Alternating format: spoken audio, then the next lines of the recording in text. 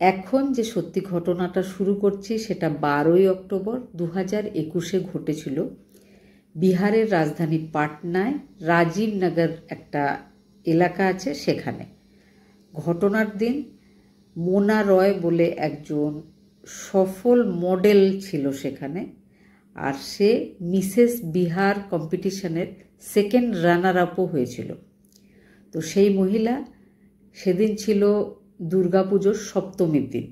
তো সে নিজের মেয়েকে সঙ্গে করে মন্দিরে গেছিল, মন্দির থেকে নিজের স্কুটিতে করে ফিরে এসেছিল।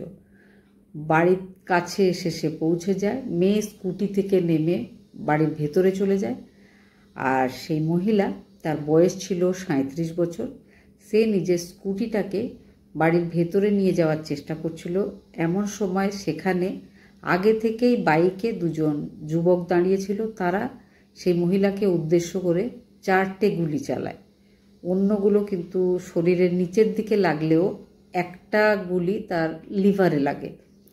তারপরে সেই দুজন যুবক সেখান থেকে চলে যায়। বাড়ির মধ্যে তার হাজব্যান্ড ছিল, সঙ্গে সঙ্গে আশেপাশের লোকজনেদেরকে ডেকে তাকে একটা বেসরকারি হসপিটালে নিয়ে গিয়ে ভর্তি করা হয়। মহিলার 2 দিন জ্ঞান ফেরে না, তারপরে তার জ্ঞান ফেরে। জ্ঞান ফেরার পরে পুলিশ তার কাছে 3-4 বার আসে, বয়ান নেয় তার, কিন্তু মহিলা কিছুতেই বলতে পারে না যে এই ঘটনাগুলো কে ঘটিয়েছে। যদিও সে কিন্তু প্রত্যক্ষদর্শী ছিল, সে দেখেছিল যে কে তার ওপর গুলি চালিয়েছে, কিন্তু সে তাদেরকে চিনতেও পারেনি। বা সে নিজের বয়ানে বলেছিল পুলিশকে যে তার এই ধরনের কোনো শত্রু আছে বলে তার মনে হয় না যে তাকে এতটা ঘৃণা করে যে তাকে এইভাবে এসে গুলি চালাবে। পুলিশ অনেক চেষ্টা করে, তাকে বারবার রিকোয়েস্ট করে যে ভালো করে ভেবে দেখতে যে কেউ তার শত্রু আছে কিনা। তো মহিলা কিন্তু কিছুই বলতে পারে না। 5 দিন পরে 17ই অক্টোবর 2021-এ মোনা রায় সে মারা যায়। মারা যাওয়ার পরে পুলিশ নিজের তদন্ত শুরু করে। পুলিশ এবার মোনা রয়ের ফোন নাম্বারের কল ডিটেলগুলো বের করে চেক করছিল। চেক করতে করতে সন্দেহজনক কিন্তু কোনো নম্বর দেখতে পাওয়া যায় না। যে নম্বরগুলোই তার কাছে ছিল, কোনোটা তার হাজব্যান্ডের, কোনোটা আত্মীয় স্বজনের, কোনোটা বন্ধুদের, কিন্তু সন্দেহজনক কোনো নম্বর পাওয়া যায় না। পুলিশ অনেক খোঁজার পরে একটা নম্বর পায়, যেটা ছিল রাজু বিল্ডার বলে কোনো এক ভদ্রলোকের নম্বর। তো রাজু বিল্ডারের ব্যাপারে তার হাজব্যান্ডকে জিজ্ঞেস করা হয়। তার হাজব্যান্ড বলে যে রাজু বিল্ডার বহুদিনের বন্ধু তার স্ত্রীর, তার উপরে কোনো সন্দেহ নেই। এবং রাজু বিল্ডার বা মোনা রয় দুজনের বাড়িতেই কিন্তু পরস্পরের ব্যাপারে সবাই জানে। রাজু বিল্ডারের ওপরে পুলিশের একটু সন্দেহ হচ্ছিল, কারণ রাজু বিল্ডারের সাথে মোনা রয়ের অনেক লম্বা লম্বা কথা হতো, বা প্রত্যেক দিন কথা হতো। যেটা বন্ধু ছিল সেটা তো 2 ফ্যামিলি বলে, কিন্তু তার সঙ্গে এত কেন ঘনিষ্ঠতা ছিল, এটাই পুলিশের সন্দেহের বিষয় ছিল। পুলিশ কোনোভাবে রাজুকে অ্যারেস্ট করতে চাইছিল, জিজ্ঞাসাবাদ করতে চাইছিল, কিন্তু রাজু সেখানকার যথেষ্ট গণ্যমান্য স্বনামধন্য একজন ব্যক্তি ছিল। তাকে হঠাৎ করে পুলিশ অ্যারেস্ট করতে পারছিল না, কিন্তু পুলিশ তাও একদিন রাজুর বাড়িতে যায় আর বিভিন্ন রকম জিজ্ঞাসাবাদ করতে গিয়ে দেখে যে রাজুর বাড়িতে 4খানা মদের বোতল পাওয়া যায়। তো মদের বোতল কারোর বাড়িতে থাকতেই পারে, এটা অবাক হওয়ার কিছু বিষয় নয়, বা এটা কোনো অপরাধও নয়। কিন্তু বিহারে সেটা অপরাধ, কারণ বিহারে মদ ব্যান্ড করা আছে।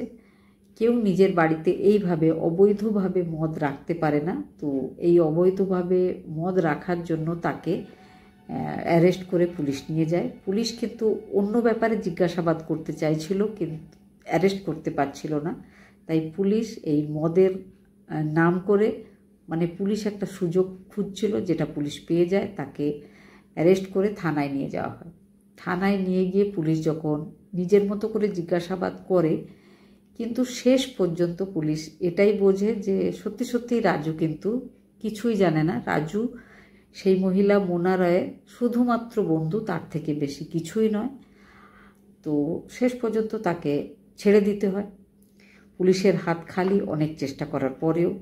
এবার পুলিশ ভাবলো যে জায়গাটাতে মার্ডারটা হয়েছিল, ঠিক সেই জায়গাটাতে কোন কোন নতুন ফোন নাম্বার অ্যাক্টিভ ছিল ওই সময়, সেটা পুলিশ খতিয়ে দেখছিল। সেটা যদিও একটা লম্বা প্রসেস ছিল, কিন্তু পুলিশের কাছে আর অন্য কোনো রাস্তা ছিল না, সেই জন্য এটাই করবে বলে পুলিশ মনস্থির করে। পুলিশ করেও সেটাই। অনেকগুলো নম্বর, তারপরে সিসিটিভিটাও দেখা হয়। সিসিটিভিতে দেখা যায় যে দুজন যুবক আগে থেকেই সেখানে দাঁড়িয়েছিল, কিন্তু তাদের বাইকের যে নম্বরটা সেটা দেখা যায়, কিন্তু সেটা একটা ফেক নম্বর ছিল। পুলিশ নিজের তদন্তে জানতে পারে যে ওখানে একটা ফোন নাম্বার, সেদিন যেদিন ওই ঘটনা ঘটেছিল সেদিন রাত্রেবেলায় একটা ফোন নাম্বার সেই এরিয়াতে অ্যাক্টিভ ছিল। সেই ফোন নাম্বারটা ছিল ভীম যাদব নামের একটা যুবকের। সে একজন সুপারি কিলার। সে কিন্তু পাটনাতে থাকতো না, পাটনা থেকে বেশ কিছু কিলোমিটার দূরে একটা ছোট্ট শহর আছে আরা, সেখানেই ভীম যাদবের বাড়ি ছিল। পুলিশ এবার একটু সজাগ হয় যে ভীম যাদবের বাড়ি তো আরাতে, সে তাহলে ঘটনার দিন ওই এরিয়াতে কি করছিল। আর যেহেতু সে একজন ক্রিমিনাল, একজন সুপারি কিলার, সেই জন্য পুলিশের সন্দেহটা আরও বেশি বেড়ে যায়। তারপরে ভীমকে অ্যারেস্ট করা হয়। অ্যারেস্ট করে যখন জিজ্ঞাসাবাদ করা হয়, তো ভীমকে পুলিশ বারবার একটাই প্রশ্ন করছিল যে এই ঘটনাটা ঘটাবার জন্য তাকে টাকাটা কে দিয়েছে। ভীম প্রথমে কিছুক্ষণ তো কিছুই বলতে রাজি হয়নি। তারপরে যেমনটা হয় পুলিশের টর্চারের কাছে ভীমকে ভেঙে যেতে হয়, তারপরে সে বলতে শুরু করে। পুলিশ খুব আশা করেছিল যে ভীম হয়তো মোনা রায়ের হাজব্যান্ডের নাম বলবে অথবা রাজু বিল্ডারের নাম বলবে, কিন্তু পুলিশ একদম অবাক হয়ে যায়। সে অন্যই একটা নাম বলে। সে নাম বলে রাজু বিল্ডারের স্ত্রীর নাম। ভীম বলে যে রাজু বিল্ডারের স্ত্রী তাকে এই ঘটনাটা ঘটাবার জন্য 5 লাখ টাকা দেবে বলেছে, 70,000 টাকা অ্যাডভান্সও দেওয়া হয়েছে। তারপরে পুলিশ রাজু বিল্ডারের কাছে যায়, সেখানে তার স্ত্রীর খোঁজ নেওয়া হয়। তার স্ত্রী কোথাও একটা লুকিয়ে পড়েছিল, তাকে পাওয়া যাচ্ছিল না। বেশ কিছু পরে পুলিশ তাকে অ্যারেস্ট করে। অ্যারেস্ট করার পরে যখন তার কাছে জিজ্ঞাসাবাদ হয়, তো তখন সে বলে যে তার হাজব্যান্ডের সাথে মোনার বিয়ের আগে থেকেই সম্পর্ক ছিল। মানে মোনার যখন বিয়ে হয়নি তখন থেকেই তার হাজব্যান্ডের সাথে মোনার একটা সম্পর্ক ছিল। তার হাজব্যান্ড কিন্তু বিবাহিত ছিল, মোনা অবিবাহিত ছিল। তারপরে মোনার বিয়ে হয়ে যায়। তো ভদ্রমহিলা মানে রাজুর স্ত্রী ভেবেছিল যে মোনার বিয়ে হয়ে যাওয়ার পরে ব্যাপারটা ঠিক হয়ে যাবে, তার হাজব্যান্ড আর মোনার দিকে ইন্টারেস্ট নেবে না। কিন্তু মোনা আগের মতোই সেই সম্পর্কটা রেখে দেয়। আর তাদের মধ্যে ধীরে ধীরে আরও ঘনিষ্ঠতা বাড়তেই থাকে। তারা প্রত্যেক সময় ফোনে কথা বলতেই থাকতো। এমনকি মোনা যখন মিসেস বিহার প্রতিযোগিতায় সেকেন্ড হয়, তো রাজু বিল্ডার একটা প্লট মোনাকে গিফট দিয়েছিল 2020 সালে। এই ঘটনাটা তার স্ত্রীর খুব খারাপ লাগে। তার স্ত্রী জানতে পারে যে মাঝে মাঝেই রাজু নিজের গার্লফ্রেন্ড মোনাকে দামি দামি উপহার দিচ্ছে। ব্যাপারগুলো রাজু বিল্ডারের স্ত্রীর একদম ভালো লাগে না। সে নিজের হাজব্যান্ডকে নানানভাবে বোঝাবার চেষ্টা করে, কিন্তু তার হাজব্যান্ড কিছুতেই বুঝতে চায় না। সে সব সময় তার সাথে কথা বলতো আর দামি দামি গিফট দিত। এই ব্যাপারটা তার পছন্দ হয়নি।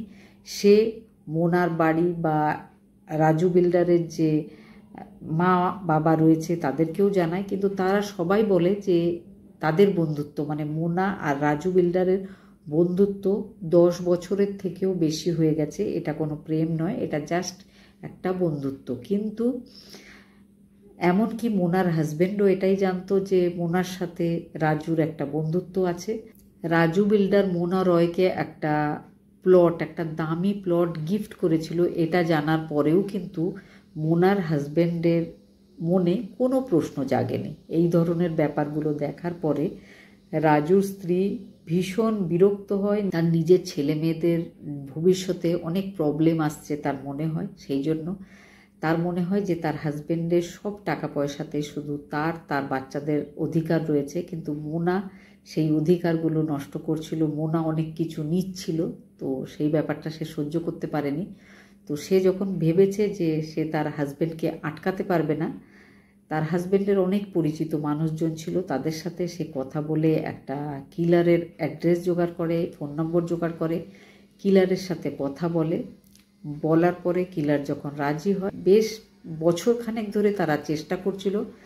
প্রত্যেক দিন সেই কিলারকে রাজু বিল্ডারের স্ত্রী ফোন কলে বলতো যে আজই কাজটা করো, কিন্তু কিলার কোনো সুযোগ পাচ্ছিল না। সব সময় সে কদিন পরে হবে বা এইভাবে কাজটাকে পিছিয়ে দিচ্ছিল। কিন্তু যখন দুর্গাপুজো আসে তো সে ষষ্ঠীর দিনে বলে যে কালকে সপ্তমী, কালকেই তুমি কাজটা করে ফেলো, কারণ মোনা নিশ্চয় মন্দিরে যাবে।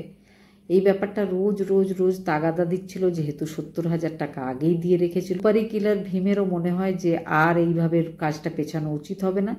তারাও তড়িঘড়ি আসে আর এই ঘটনাটা ঘটায়। আর সত্যি সত্যিই মোনা কিন্তু মারাও যায়।